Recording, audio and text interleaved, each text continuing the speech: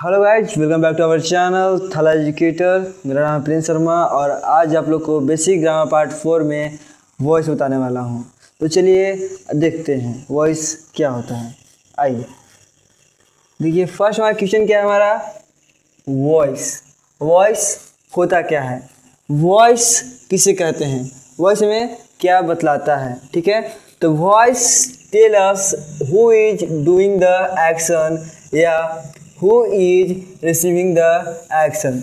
Who is doing the action मतलब क्या होता है कि कौन काम कर रहा है या किसके द्वारा कोई काम किया जा रहा है, या who is receiving the action मतलब किस पर जो काम है वह रिसीव हो रहा है। ठीक है, इसे हम लोग दो तरह से डिटरमाइन करते हैं, समझाते हैं, एक्सप्लेन करते हैं। लाइक वॉइस का मतलब होता है मोड ऑफ स्पीच, बोलने का तरीका। ठीक है, पहला जो सब्जेक्ट है वह काम को करेगा और वही सब्जेक्ट जब हम लोग पैसिव में जाएंगे तो हम लोग क्या करेगा, वही चीज़ उस पर रिसीव होगा। लाइक राम ने बाघ को मारा या बाघ को राम के द्वारा मारा गया, दोनों काम राम ही कर रहा है, पर क्या हो रहा है, एक में सब्जेक्ट किसी काम को करने को दिखा रहा है और एक में काम जो काम है वह क्या कर रहा है, सब्जेक्ट पर रिसीविंग हो रहा है। ठीक है, तो चलिए आगे देखते हैं। There are two types of voice. Voice कितने टाइप्स होते हैं, दो टाइप्स होते हैं। पहला होता है एक्टिव वॉइस, दूसरा क्या होता है, पैसिव वॉइस। ठीक है, एक्टिव वॉइस किसे बोलते हैं, When the subject does the action, जब हमारा सब्जेक्ट एक्शन को कर रहा हो, मतलब हमारा सब्जेक्ट क्या कर रहा हो, किसी भी क्रिया को कर रहा हो, कोई भी काम को कर रहा हो। जैसे एग्जांपल लेते हैं, लेते हैं एग्जांपल, जैसे Ram at a mango, Ram ने आम खाया। तो आम खाने के काम को कौन कर रहा है, राम कर रहा है। तो क्या है, एक तरह की क्रिया को वह कर रहा है, कौन कर रहा है, हमारा सब्जेक्ट। तो क्या है, सब्जेक्ट द्वारा काम किया जा रहा है, किया जा रहा है ना। राम ने आम खाया, आम खाने की क्रिया को कौन कर रहा है, राम कर रहा है। हमारा कौन कर रहा है, हमारा सब्जेक्ट कर रहा है। तो सब्जेक्ट क्या कर रहा है, जब हमारा सब्जेक्ट एक्शन को डन करे या करे तो क्या होता है, हमारा एक्टिव वॉइस होता है। एक्सप्लेन करता है इसमें, देखिए Ram is doing the action, मतलब राम क्या कर रहा है, काम को कर रहा है, इसलिए राम क्या हो गया, डूअर हो गया, मतलब काम को करने वाला हुआ। ठीक है, आगे देखते हैं पैसिव वॉइस। पैसिव वॉइस कहता है when the subject receive the action, जब हमारा सब्जेक्ट एक्शन को रिसीव करे, मतलब अपने ऊपर ले। जैसे पहले में हम लोग देखे थे एक्टिव वॉइस में राम ने आम को खाया। ठीक है, अब सेकेंड जब हम लोग पैसिव में जाते हैं तो क्या बोल रहा है कि सब्जेक्ट पर हमारा जो एक्शन हो क्या होगा, रिसीव होगा। आम जो है राम के द्वारा खाया गया। ठीक है, आम किसके द्वारा खाया गया, राम के द्वारा खाया गया। तो जो आम खाने की जो क्रिया है वो क्या हो रहा है, राम पर रिसीव हो रहा है, राम पर आ रहा है ना। इसका एग्जांपल है mango is eaten by Ram, जो आम है वह किसके द्वारा खाया गया, राम के द्वारा खाया गया। ठीक है, तो जो हमारा जो क्रिया है वो राम पर क्या हो रही है, रिसीव हो रही है।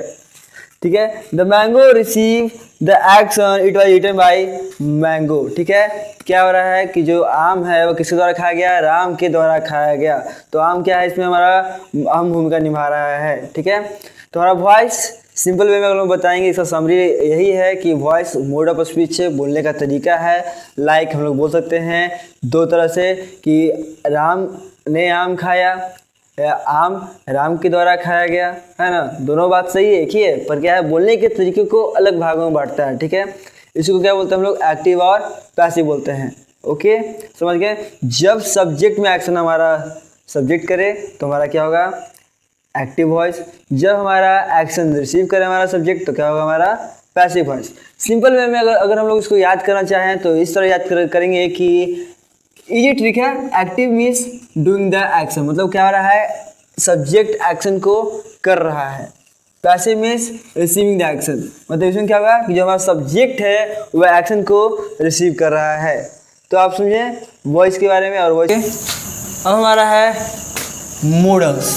अब मोडल्स क्या होता है, इसका डिफरेंस पढ़ते हैं हम लोग। Modals are helping verb which show permission, possibility and prayer. Modals क्या है हमारे? मूडल्स हमारा एक तरह का हेल्पिंग वर्ब है जो क्या शो करता है? परमिशन को, पॉसिबिलिटी को और पेयर को शो करता है। ठीक है, परमिशन क्या? परमिशन मीन्स होता है हमारा आज्ञा देना। पॉसिबिलिटी मीन्स होता है किसी भी चीज़ की संभावना को बताना। एंड प्रेयर, प्रेयर का मतलब होता है प्रार्थना करना। ठीक है, हमारा जो मूडल्स है वो कितने होते हैं? 13 होते हैं। आपने अगर मेरा बेसिक ग्रामर पार्ट 1, 2 या 3 के वीडियो देखे होंगे तो आपको उसमें पता चला होगा कि जो हमारा मूडल्स होता है वो 13 होता है और जो हमारा हेल्पिंग वर्ब होता है वह भी 13 होता है। यहाँ पर क्या लिखा हुआ है कि modal are helping verb. Modal भी क्या है? हमारा हेल्पिंग वर्ब है। जो आपने प्राइमरी एंड सेकेंडरी वर्ब को पढ़ा होगा तो प्राइमरी वर्ब और सेकेंडरी वर्ब को आपको हम अंतर बताए होंगे कि प्राइमरी वर्ब में कितने होते हैं और सेकेंडरी वर्ब कितने होते हैं। तो हमारा क्या है? Secondary verb. सेकेंडरी वर्ब मतलब क्या? मॉडल्स। ओके, तो चलिए देखते हैं। मूडाल्स हमारा एक तरह का हेल्पिंग वर्ब है, मतलब सहायक क्रिया है जो हमें परमिशन, पॉसिबिलिटी एंड प्रेयर को दिखाता है। ठीक है, परमिशन मीन्स क्या? मतलब आज्ञा देना। पॉसिबिलिटी मीन्स हो गया संभावना को बताना और प्रेयर मीन्स क्या हो गया? हमारा प्रार्थना करना। ठीक है, एग्जाम्पल देखते हैं इसको किस तरह में हमारे परमिशन दे रहा है। मे आई कम इन सर। ठीक है, क्या बोल रहा है? मे आई कम इन सर, क्या मैं अंदर आ सकता हूँ सर? तो क्या ले रहा है? किसी से वह आज्ञा मांग रहा है, परमिशन ले रहा है ना। मे आई कम इन सर, तो मे क्या है मेरा? मे हमारा मूडाल्स है जो क्या शो कर रहा है? परमिशन लेने की चीज़ को दिखा रहा है कि नहीं? हमारा मूडाल्स बहुत सारा होता है, जैसे may, might, can, could, shall, should, है ना। हमारे टोटल मूडाल्स 13 होते हैं जो आपको पहले वीडियो में बता चुके हैं। ठीक है, तो आगे देखिए, मूडाल्स हो चुका है। अब चलते हैं कॉन्ट्रैक्शन। कॉन्ट्रैक्शन क्या होता है? A contraction is a short and form used in a speech और in writing. This is more frequent in spoken and written English. Construction क्या है? हमारा एक शॉर्ट एंड फॉर्म है किसी भी एक स्पीच का जो हमें क्या करता है? लिखने में और बोलने में आसानी पहुंचाता है, मतलब हम लोग अच्छी तरह से आसानी से बोल पाते हैं। जैसे इज और नॉट, इजंट। इज और नॉट की मीनिंग से क्या बना? इजंट बना। आर और नॉट के मीनिंग से क्या बना? आरंट बना। तो इज नॉट न लिख कर हम क्या लिखते हैं? इजंट लिखते हैं, और आर नॉट न लिख के आरंट लिखते हैं। यह हमारा शॉर्ट एंड फॉर्म है किसी भी एक स्पीच का, like is not and are not. हमें किस चीज़ के लिए उपयोगी है? Frequent spoken and written in English. Okay, तो आज आपने जाना हमारे मॉडल्स के बारे में जो हमारा एक तरह का हेल्पिंग वर्ब है जो हमें परमिशन, पॉसिबिलिटी एंड प्रेयर को शो करता है।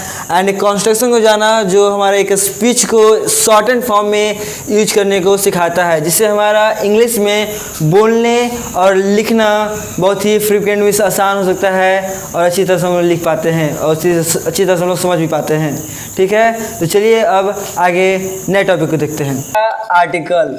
Article are words that comes before a noun to give more information about it. Article एक तरह का वर्ड है जो क्या करता है? नाउन के पहले लगता है और उसके बारे में उससे अधिक जानकारी देता है। लाइक समथिंग या सम बॉडी के बारे में, कोई चीज़ के बारे में या कोई व्यक्ति के बारे में पीछे लगे क्या करेगा? उसकी इंपॉर्टेंस को बताएगा। ठीक है, समझ गए? आर्टिकल्स। आर्टिकल्स हमारे 3 तरह के होते हैं। Articles there are 3 types. पहला है हमारा ए। क्या है मेरा पहला? ए देखते हैं क्या होता है। Used when talking about something that is not specific. हम लोग जिसके बारे में बात कर रहे हैं वह उतना भी खास नहीं है या वह खास ही नहीं है, इसलिए हम लोग क्या करते हैं? उसका ए का यूज करते हैं। चलिए देखते हैं किस तरह से। ऐसे एग्जांपल है, आई सॉ अ डॉग। मैंने एक कुत्ता देखा। तो कुत्ता कोई स्पेसिफिक है? लगता है आपको स्पेसिफिक? जैसे it could be any dog, मतलब कोई भी कुत्ता हो सकता है, कोई खास कुत्ता नहीं ना है। नॉर्मली ए का यूज वहाँ करते हैं जहाँ जो व्यक्ति है या जो चीज़ है वह नॉट स्पेसिफिक हो। नॉट स्पेसिफिक मतलब वह खास न हो। ठीक है, it could be any dog मतलब वह कोई भी कुत्ता हो सकता है, वह खास कुत्ता नहीं है। So not an specific one, then we use a. जब कोई वह स्पेसिफिक वन ना हो तो हम लोग क्या करेंगे, ए का यूज करेंगे। हमारा second article and, use before word that begin with a Wavell sound. वैसा वर्ड जो हमारा किससे स्टार्ट हो, ए ई आई ओ यू से स्टार्ट हो, या हमारा वावेल साउंड से स्टार्ट हो। हमारा जो वावेल साउंड होता है वो 20 होता है और कॉन्सोनेंट साउंड 24 होता है।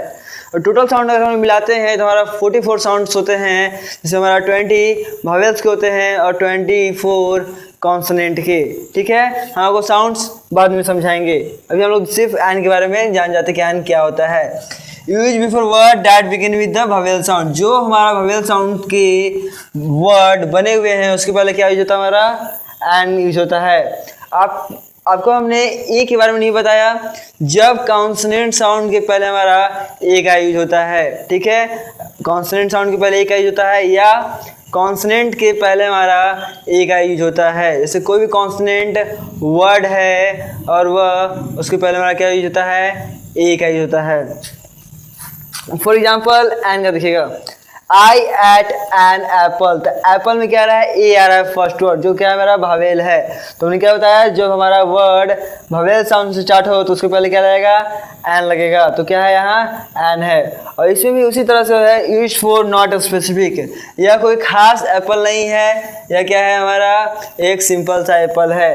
It could be any Apple not an specific one. यह एक साधारण एप्पल है, ना कोई खास एप्पल है। ठीक है ना, तो जो हमारे नॉट स्पेसिफिक के लिए क्या यूज होता है, ए और एन यूज होता है। ठीक है, समझ गए आप लोग। और ए कहाँ यूज होता है, कॉन्सोनेंट साउंड के पहले ए यूज होता है हमारा, और वावेल साउंड के पहले क्या यूज होता है, एन होता है। ठीक है, वावेल साउंड हमारा 20 होता है और हमारा कॉन्सोनेंट साउंड 24। जो आपको हम नेक्स्ट वीडियो में जब हम आपको वावेल कॉन्सोनेंट आर्टिकल्स को जो पढ़ाएंगे उसमें डिटेल वाइज आपको समझाएंगे। ठीक है, अब हम लोग देखते हैं आगे द के बारे में, हमारा थर्ड आर्टिकल के बारे में। ठीक है, तो चलिए इसे मिटाकर अगला बताते हैं। हमारा आर्टिकल क्या है, हमारा द है। ठीक है, use when the noun is unique या specific one. Specific one means क्या, मीन्स कोई एक खास है। ठीक है, स्पेशल है, समझा। तो when use the noun is unique and specific one we use the। Third article को हम लोग यूज करते हैं जब हम किसी खास व्यक्ति, वस्तु या स्थान या किसी भी चीज़ के बारे में बात करें जो क्या हो, खास हो, तो हम किसे यूज करेंगे, द का यूज करेंगे। ठीक है, जैसे एग्जांपल देखते हैं, I saw the moon last night. ठीक है, मैंने आखिरी रात चंद्रमा देखा। तो लोग जानते हैं कि मून में द क्यों लगा, क्या है कि मून क्या है, स्पेसिफिक वन है। ऐसा तो नहीं ना है कि मून 4-5 को है, एक ही है, लेकिन नहीं, we all know which moon, किस मून के बारे में बात की जा रही है, स्पेसिफिक वन है, इसलिए क्या लगा, इस पर द लगा। तो हम लोग तीनों आर्टिकल्स के बारे में जान गए। अब हम लोग इसके बारे में शॉर्ट रिविजन देखेंगे कि आर्टिकल्स में कौन कौन से टाइप्स होते हैं और इसका क्या फंक्शन है। ओके, अब किसी के बारे में स्पेसिफिक बताया, मतलब एक के बारे में बताया जो क्या है, खास है, तो उसके लिए क्या होगा, हमारा द का यूज होगा। ठीक है, और हमारा इनडेफिनिट मतलब use for non specific person या थिंग। ओके, जो हमारे लिए खास नहीं है, जो खास व्यक्ति या वस्तु को नहीं दर्शाता है, वह क्या होगा, हमारा इनडेफिनिट हो गया, जो क्या आता है, ए और एन आता है। हमने देखा कि ए जो है हमारा नॉन स्पेसिफिक है और एन भी मेरा नॉन स्पेसिफिक है, तो ए किसके पहले लगता है, तो ए जो है हमारा कॉन्सोनेंट साउंड के पहले लगता है, और जो एन है मेरा किसके पहले लगता है, वावेल साउंड के पहले। ठीक है, समझ गए। डेफिनेट मीन्स होता है निश्चित, खास के बारे में बात कर रही हो, करा जा रहा हो, तो हमारा द लगेगा। और जब इनडेफिनिट, जिसके बारे में खास के बारे में नहीं बात की जा रही है, उसके लिए क्या लगेगा, हमारा इनडेफिनिट लगेगा, जो ए और एन है। ए कहाँ लगेगा, ए हमारे कॉन्सोनेंट साउंड के पहले लगेगा, और जो हमारा एन है वो कहाँ लगेगा, वावेल साउंड के पहले। आपने सब एग्जाम्पल देख लिया होगा।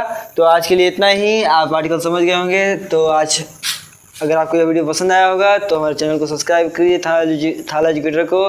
मेरा नाम प्रिंस शर्मा, और आज से आपको हम एक नए वीडियो को देते हैं जिससे आप बेसिक ग्रामर पार्ट 4 में आर्टिकल्स, मोडाल्स एंड कंस्ट्रक्शन को समझेंगे। और आगे आने वाली नई वीडियो को आप लाइक करें, सब्सक्राइब एंड